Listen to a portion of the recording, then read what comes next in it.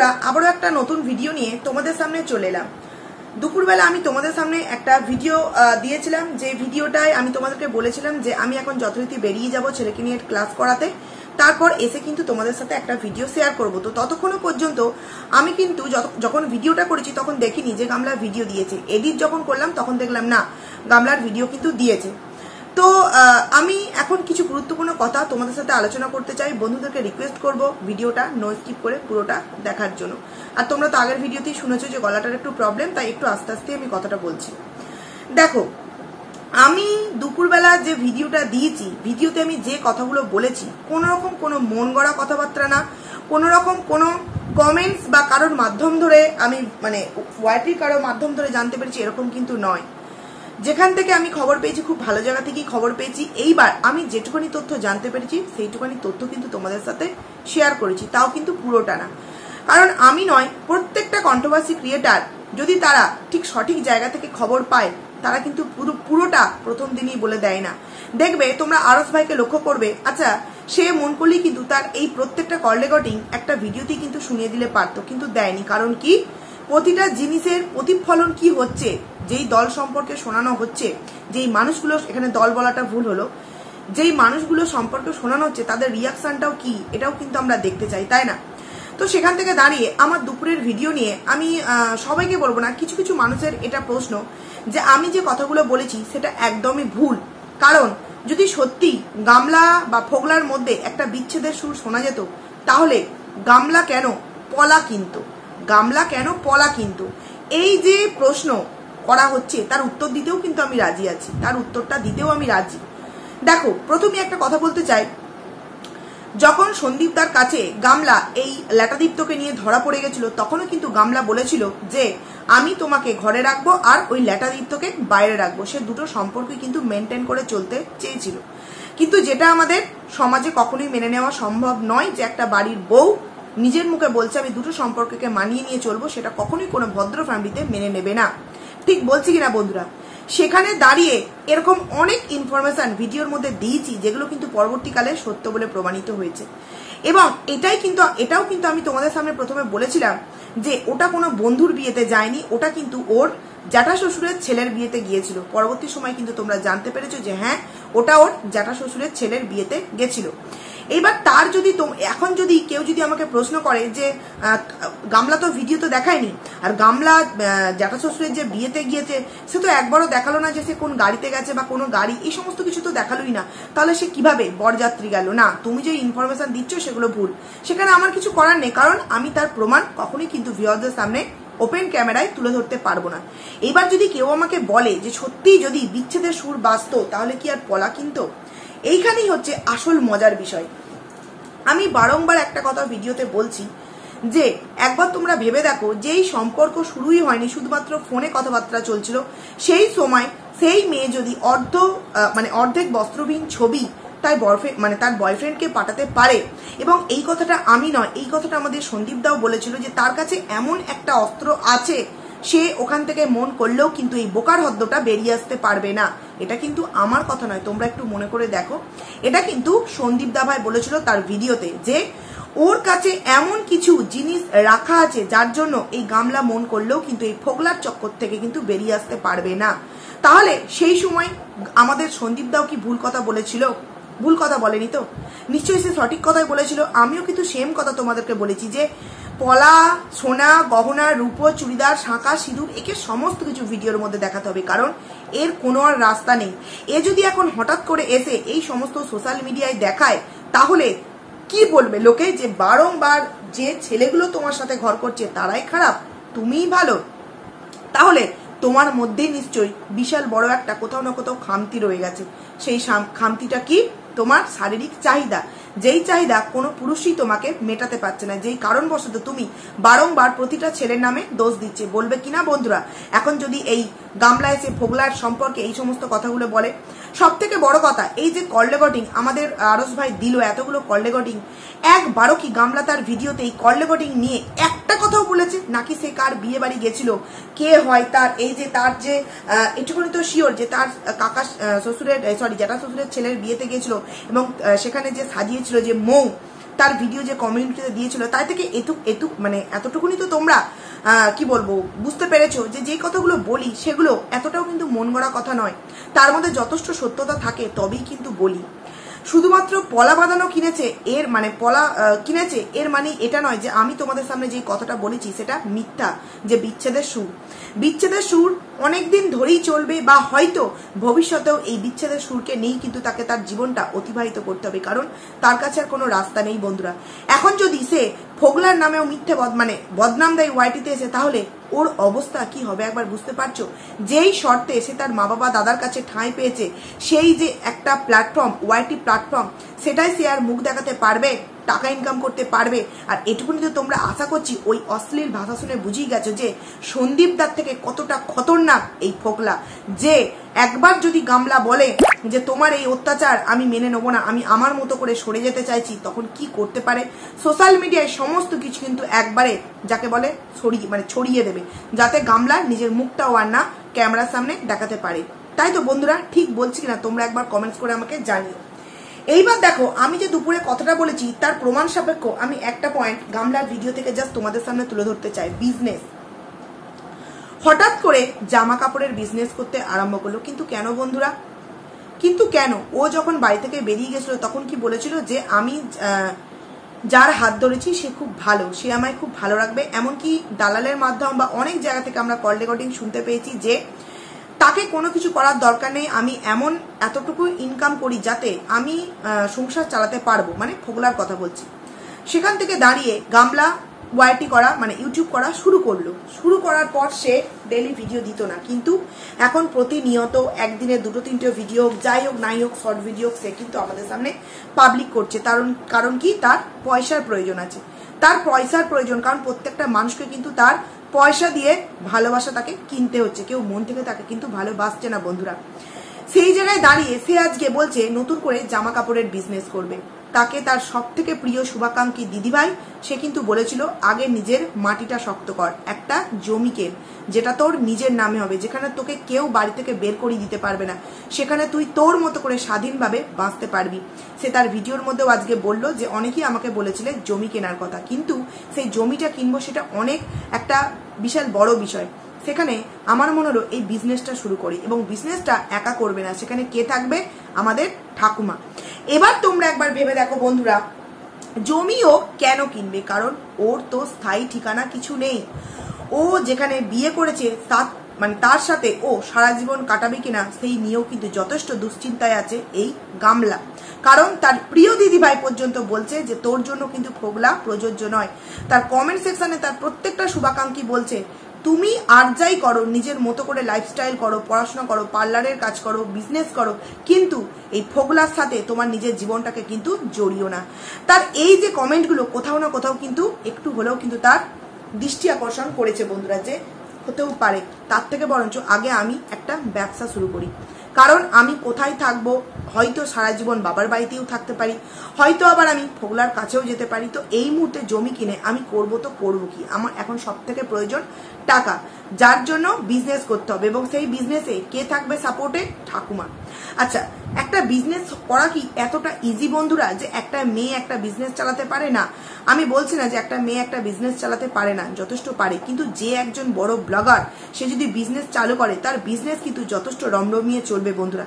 এখনই তো দেখলাম অনেকে কমেন্টস করেছে যে প্রথম প্রোডাক্ট আমি কিন্তু তোমাকে অর্ডার করব, মানে এখনো পর্যন্ত দেখালোই না, এখনো পর্যন্ত কোনো কিছু শুরুই হলো না, তার আগে কিন্তু তার প্রিয় ভিউয়ার্সরা, প্রিয় শুভাকাঙ্ক্ষীরা অর্ডার করা কিন্তু আরম্ভ করে দিচ্ছে, মানে মুখ দিয়ে বলে। তার মানে বুঝতে পারছো সে বিজনেস আরম্ভ করলে কিন্তু তার বিজনেস যথেষ্ট ভালো চলবে। আর কেনই বা চলবে না, সে তো বিজনেস ঘরেরই বৌমা, তাই না? সে যথেষ্ট বিজনেস সম্পর্কে কিন্তু বুঝে নিয়েছে, এবং বিজনেস ঘরের মেয়েও, বাবাও যথারীতি কাজের সাথে সাথে বাদাম বিক্রি বা এই সমস্ত টুকটাক কাজকর্ম, এগুলোকে তো বিজনেসই বলা চলে, তাই না? আমি কোনো পিঞ্চ মেরে বাদাম বিক্রিকে বললাম না, যেটা নর্মাল কথা সেটাই বললাম। সেখানে ও ও বলল আমি সবার কাছ থেকে পারমিশন নিয়ে নিচ্ছি। এখানে সবার বলতে কিন্তু শুধুমাত্র ভেবো না, তার বাবা মা, তার শ্বশুর শাশুড়িও কিন্তু তাকে এতে সাপোর্ট করেছে। কারণ কি, ছেলে তো কাজবাজ বন্ধ করে দিয়েছে, ছেলের তো কোনো রোজগার নেই। বৌমা যদি একটা বিজনেস করে, আর একটা বিজনেসে একটা মেয়ের দ্বারা কিন্তু একটা বিজনেস নয়, যেটা আবার অনলাইন হবে, অফলাইন প্লাস অনলাইন। অফলাইনের ব্যবস্থাটা বাড়ির মা কাকিমা কেউ এলে দিতে পারবে, গামলা নিজেও দিতে পারবে, এবং অনলাইন যে বিষয়টা হবে সেটা অর্ডার দেওয়া হবে। সেই বিষয়গুলো অর্ডার দিলে তো তাকে প্যাকেট করে পাঠাতে হবে, মানে ডেলিভারির বিষয়টা থাকছে, সেই দিকটা কে হ্যান্ডেল করবে? সেই দিকটা হ্যান্ডেল করবে কিন্তু এই ফোগলা। মানে দূর থেকে বসেও কিন্তু অনেক কিছু করবে, সেই ব্যবসার মধ্যে অনেক কেউ যুক্ত থাকবে, এবং তাই থেকে কিন্তু অনেক প্রফিটও হবে, অনেক টাকা ইনকামও হবে। তো সেখানে সেই ছেলের বাবা মা কেন তার বৌমাকে সাপোর্ট করবে না, যে তুমি যে ব্যবসাটা আরম্ভ করছো তাতে আমাদের একদম 100% মানে সাপোর্ট আছে। কারণ কি, আমার ছেলে তো কাজবাজ করা বন্ধ করেই দিয়েছে, তুমি ওয়াইটি করে কত টাকা ইনকাম করে কত কি করবে? কারণ ওর তো ধারই প্রতি মাসে মাসে এত বেড়ে যায়। তার থেকে একটা কাজের মধ্যে ওকে যুক্ত করে, এবং সেই কাজটা তুমি নিজের নাম করে চালু করে ওই কাজের মধ্যে তুমি ওকে মানে যুক্ত করাও, তাহলে ও হয়তো এই সমস্ত বিষয় থেকে বেরিয়ে এসে একটা কাজকর্মের মধ্যে লিপ্ত হতে পারবে। এবং অনলাইন বিজনেস, জামা কাপড়ের যে বিজনেসের কথাটা বলছে, সেটা কিন্তু যথেষ্ট মানে অতটাও খাটনি নয়। মানে ব্রেন খাটালে এবং টাইম মেনটেন করে যদি সমস্ত কিছু তুমি করো, তাহলে কিন্তু অতটা শারীরিক পরিশ্রম কিন্তু করতে হবে না, যেরকমটা ফোগলা চায়। শারীরিক পরিশ্রম মোটেই করতে সে চায় না, যে কারণেই তো এই কাজটা ছেড়ে দিয়েছে, কলকাতার কাজটা ছেড়ে দিয়েছে। তো সেইখান থেকে দাঁড়িয়ে গামলা যে নতুন বিজনেস আরম্ভ করলো, তার মানে হচ্ছে এটাই যে জমি কিনে কি করব, কারণ আমার থাকার তো কোনো নির্দিষ্ট এখনো ঠিকানাই স্থায়ী আমি বুঝে উঠতে পারিনি। সেখানে দাঁড়িয়ে আমি যদি একটা ব্যবসা আরম্ভ করি, সেখানে যদি ওই গবেট মার্কা ফোগলাটাকে আমি একটা মানুষের জায়গায় পরিণত করতে পারি, তাহলে আমাকে হয়তো সবার সামনে ভিডিও দেওয়া বন্ধ করতে হবে না। কারণ ফোগলার দুর্নাম যদি ও একবার করতে আরম্ভ করে, তাহলে ওর পরিস্থিতি কি হবে একবার বুঝতে পারছো তোমরা। ওর ভিউয়ার্সরাই কিন্তু ওকে গিয়ে জুতো মারবে বন্ধুরা। আর এই গামলাকে এতদিন থেকে যেটুকুনি বুঝে গেছি, যেই মেয়ে বলতে পারে যে ঘরে একটা বাইরে একটা, তার মধ্যে কতটা শারীরিক চাহিদা আছে বন্ধুরা। সে যদি ফোগলাকে ছেড়ে দিয়েও সিঙ্গেল ভাবে জীবন কাটাতে চায়, ও কিন্তু জীবন কাটাতে পারবে না। ও আবারও কোনো না কোনো একটা ছেলের সাথে কিন্তু থার্ড রিলেশনে কিন্তু আবারও জড়িয়ে পড়বে।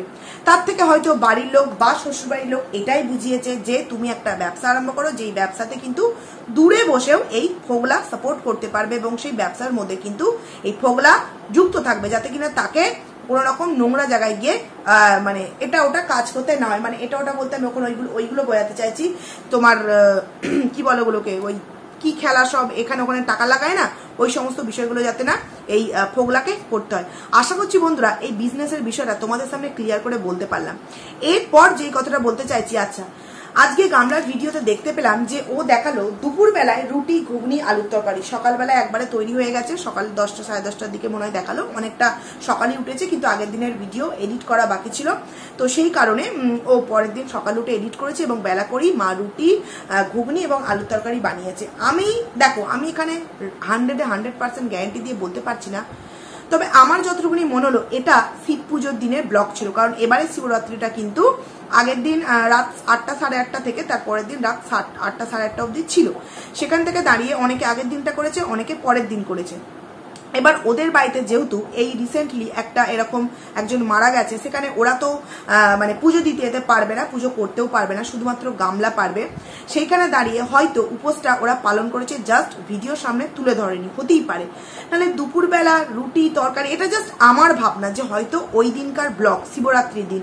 এবার ও যদি ওই ভিডিওর মধ্যে শিবরাত্রি মানে শিব ঠাকুরকে পুজো দিচ্ছে বা জল ঢালছে বা শিবরাত্রির কোনো কথা বলতো, তাহলে কিন্তু যে কল রেকর্ডিংগুলো ফাঁস হয়েছে বা আমরা যে বলছি এই ভিডিওগুলো তার অনেক বাসি ভিডিও, বা দালাল যে গর্ব করে বলছে যে না এই যে ও তো প্রতিদিন ভিডিও দিচ্ছে, তাহলে কি করে ও ওই জায়গায় গেল এবং এই কল রেকর্ডিংগুলো ফাঁস হলো, কি করে ওখানে গেল? এই যে কথাগুলো দালাল বলছে, কোথাও না কোথাও কিন্তু গামলা যদি শিবরাত্রির কথাটা তার ভিডিওতে তুলতো, তাহলে কিন্তু ফাঁস হয়ে যেত যে শিবরাত্রি তো গেছে কতদিন হয়ে গেল, তার ব্লগ এখন দিচ্ছ মানে আগে যে ব্লগগুলো দিয়েছো তার মানে নিশ্চয়ই সেই ব্লগগুলো অনেক দিন আগেকার, যেরকমটা কিনা আমরা বলছি তোমাদেরকে। আমার মনে হয় সেই কারণে শিবরাত্রির কথাটা কিন্তু ভিডিওর মধ্যে উল্লেখই করেনি। কারণ বৌদির জন্য ভাত হয়েছে, বৌদির জন্য ভাত, আগের দিনের মাংস টাংস এটা ওটা রাখা আছে, এবং নিজেদের জন্য দুপুরে কিন্তু রুটি আলুর তরকারি এবং ঘুগনি হলো। এবং ঘুগনিটা অন্য সময় পেঁয়াজ টেঁয়াজ কুচোচ্ছে এগুলো দেখানো হয়, কিন্তু আজকে দেখানো হলো না। যতটা মনে হলো ঘুগনিটা কিন্তু পুরোপুরি নিরামিষভাবে তৈরি করা হয়েছে বন্ধুরা। যদি আমি ভুল হয়ে থাকি প্লিজ আমাকে কমেন্টস করে জানিও। তো সেখান থেকে দাঁড়িয়ে আমার মনে হলো ওটা কিন্তু শিবরাত্রির দিনের ব্লগ, আমাদের নতুন বৌদি হয়তো শিবরাত্রি করেনি, সেই কারণেই হয়তো তার জন্য ভাত রান্না করা হয়েছে। তারা রাত্রিরে যখন মানে কি বলবো সন্ধ্যেবেলা এখন কেনাকাটা করতে গেল, তোমরা একবার দেখেছো ওদের কেনাকাটা করার ধরন, মানে বোঝাই যাচ্ছে যে বাড়ির বৌমা প্লাস মা প্লাস ঠাকুমা বা আদার্স মানুষকে কিন্তু গামলা পয়সা দিয়ে কিনে রেখেছে, যেটা কিনা গামলার নিজের মুখেই বললো যে তোমরা যে বলছো না আমি ফালতু টাকা নষ্ট করছি, যেমন ফোনটা কিনেই বললো না আমি কোনো ফালতু টাকা নষ্ট করিনি, আমি আমার জন্য অর্ধেক টাকা জমিয়ে রেখেছি এবং অর্ধেক টাকা দিয়ে আমি ফোন কিনেছি আর বাদ বাকি টাকায় কিন্তু আমি বিজনেস করার কথা ভাবছি। তাহলে এইখানে একটা প্রশ্ন আমরা করতেই পারি, যখন কিষাণুকে তার জন্মদিনে গিফট নেওয়া নিয়ে একটা কথা উঠলো যে তার 5 লাখ টাকা যে তার কাছে ছিল সেটা সে ভেবেছিল কিষাণুর নামে জমা করবে, কিন্তু সেটা করতে পারেনি, কারণ নাকি সেটা নাকি দীপদা ভাই সেটা কোনো ক্রমে নিয়ে নিয়েছে, যেটা এখনো পর্যন্ত আমার কাছে ক্লিয়ার না। তো সেখানে সেই সময় এত টাকা যেহেতু এখন বলছে জমে গেছে, সেই সময় কিছু না হলেও 20-30 বা দুটো পেমেন্ট তো পেয়েছে, মানে মিনিমাম ওই 50-60 হাজার বা 80,000 টাকা তো সে পেয়েছিল। তাহলে সেখান থেকে কিঞ্চিত টাকা কি তার সন্তানের জন্য জমা করা যেতে পারতো না বন্ধুরা? না, করেনি। ভাবো একটা মায়ের তার সন্তানের জন্য কতটা স্নেহ, কতটা ভালোবাসা, যে আমি ওই বাড়িতে থেকে যেই টাকা ইনকাম করেছিলাম সেই টাকাই কিন্তু আমি তোমার জন্য বরাদ্দ করতে পারি, আমার এই বাড়িতে এসে যে টাকা আমি ইনকাম করেছি সেই টাকা কিন্তু আমি তোমার জন্য দিতে পারি, সন্তানের জন্য দিতে পারি না। আর দেয়নি, খুব ভালো করেছে, কারণ পরকীয়াকে কেন্দ্র করে যে টাকা ইনকাম করা এবং যেই আইফোন কেনা সেই টাকার অংশীদার বা ভাগদার কিষাণু না হয় হয়তো ভালো। তো সেই জায়গায় দাঁড়িয়ে গামলা এই যে বললো আমার জন্য অর্ধেক টাকা জমানো আছে বা অর্ধেক টাকা যা আমার কাছে আছে সেই দিয়ে আমি ফোন কিনেছি এবং আমি আমার বিজনেস শুরু করব দুর্গাপুজোর আগে থেকে। তাহলে একবার ভেবে দেখো, এই যে এত জামা কাপড়, যার বাবার পার্মানেন্টলি কোনো কাজ নেই, যখন ডাক পড়ে তখন সে যায়, দাদারও সেই রকম দেখি কোনো পার্মানেন্টলি কাজ থাকে না, সেই বাড়িতে এত টাকা কে ইনকাম করে যে একদিনে এত এত জিনিস। এবং প্রতিদিনের ভিডিওতেই দেখছি, নয় ওই পাড়ার কাকু আসছে কুর্তি টুর্তি নাইটি নিয়ে কিনছে, নয় ওই ইমিটেশনের কাকুটা আসছে ইমিটেশন কিনছে, নয় হাসনাবাদে গিয়ে এত এত মার্কেটিং করছে। বন্ধুরা সত্যি একটা মানুষ যদি কখন ডাক আসবে সেই ডাকের কাজে গিয়ে এত টাকা ইনকাম হতে পারে, বা দাদা এত টাকা ইনকাম করে যার বইয়ের জন্য কুর্তি লেগিংস, একটা নয় 4-5টা লেগিংস, বোনের এত জিনিস, এগুলো কি সত্যি গামলা মানে তার মা বাবা কিনে দিচ্ছে? তোমাদের বিশ্বাস হয়? আমি তো বলবো একদমই নয়। গামলার এখন এত টাকা ইনকাম যে সে তার জন্য জমানো প্লাস বাড়ির পুরো সংসার চালানো প্লাস সে এত এত মার্কেটিং কিন্তু করে। এবং তার সাথে ফোগলা এটাও বলেছে যে তুমি এমন একটা বিজনেস করো যেটাতে শুধুমাত্র অংশীদার থাকবে তুমি, কারণ ওই টাকায় হাকদার আমি যাতে জমাতে পারি। এমন যেমন গাড়ি কেনার বিষয়টা, যে ও বলেছিল গাড়ি কিনবে, গাড়িটা কিনলে কে চালাতো, দাদা কিংবা বাবা? তাই থেকে ধরো একটা গামলার সাথে কন্ট্যাক্ট হতো যে আমাকে মাসে তোরা 5,000 টাকা করে দিবি, বাদ বাকি তোদের, তো ওই 5,000 টাকায় গামলা দেখতে পেতো, এর থেকে কিন্তু বেশি কিছু দেখতে পেতো না। কিন্তু বিজনেসটা যদি গামলা এবং পিছনে যদি ফোগলা করতে পারে তাহলে পুরো প্রফিট কিন্তু, পুরো টাকা কিন্তু কার হাতে যাবে বন্ধুরা? গামলা বা ফোগলা, যার কাছেই ডাক সেই আলটিমেটলি একটা জায়গায় যাবে, সেটা হচ্ছে ফোগলার কাছে। কারণ গামলাই তো ফোগলার পুরো ঘোরা ফেরা, খাওয়া দাওয়া, ড্রেস পোশাক সমস্ত কিছু গামলাই কিন্তু চালাচ্ছে বন্ধুরা। সেই কারণে গাড়ির বিজনেস বন্ধ করে কিন্তু এখন জামা কাপড়ের বিজনেস করছে। যদিও বা আমার যথেষ্ট সন্দেহ আছে এই যে বিজনেস চালু করবে বলছে, এই বিজনেস চালু করতে পারলে হয়, তার আগেই ওর জীবনে অনেক কিছু না ঘটে গেলে হয় বন্ধুরা। তোমরা জাস্ট দেখতে থাকো, 6 মাস দুর্গাপুজো বলেছে, মিনিমাম এখনো অনেক কটা মাস বাকি আছে, তোমরা শুধু দেখতে থাকো যে আদেও গামলা ব্যবসা আরম্ভ করতে পারে নাকি আমি যে কথাগুলো বলছি বা নিজের মানে ঢাক ঢোল নিজেই পিটিয়ে দেয় যে আমি যেই মানুষটার হাত ধরেছিলাম সেই মানুষটা আমার জন্য ঠিক নয়, আমার ওপর এখন থেকেই অনেক রকম চড়াও হচ্ছে। তো তার থেকে আমি ডিসিশন নিয়েছি আমি সিঙ্গেল থাকবো, আমি সারা জীবন সিঙ্গেল থাকবো, নিজের মতো করে বাঁচবো। তো গামলাকে একটাই ভিডিওর মধ্যে রিকোয়েস্ট করব, যদি এরকম কিছু তুই ডিসিশন নিয়ে থাকিস তাহলে খুব ভালো, নিজের মতো করে বাঁচ। ওই ফোগলা তোর জন্য কিন্তু সঠিক ছেলে নয়। আমরা যে সমস্ত খবরগুলো দিচ্ছি সেগুলো যে 100% সত্যি, বা আমি যে কটা কথা আমার ভিডিওর মধ্যে বলেছি সেগুলো যে 100% সত্যি, কেউ জানুক আর না জানুক, সেটা কিন্তু গামলার ফোগলা আশা করছি খুব ভালোভাবেই বুঝতে পারছে বন্ধুরা। তো যাই হোক, চলো অনেকটা রাত হলো, আমি ভিডিওটাকে আর খুব একটা বেশি বড় করতে চাইছি না, গলারও কষ্ট হচ্ছে। তো চলো ভিডিওটাকে আমি এখানেই এন্ড করছি। খুব তাড়াতাড়ি তোমাদের সামনে নতুন একটা ভিডিও নিয়ে আসবো কালকে। এবং আমি বারংবার বলছি, একটা পলাকে কেন্দ্র করে এটা ভেবো না যে বিচ্ছেদের সুর বাজেনি, বিচ্ছেদের সুর বেজেছে, কিন্তু সেই বিচ্ছেদ এখন দেখাতে পারবে না, কারণ অনেক অনেক অনেক অনেক প্রমাণ ফোগলার কাছে আছে গামলার এটা করার জন্য। তো তার থেকে গামলার মনে হয় এটাই ভেবেছে যে মানিয়ে নিয়ে চলাটাই আমার কাছে এখন এই মুহূর্তে সব থেকে বড় একটা উপায়। তো চলো বন্ধুরা, টাটা।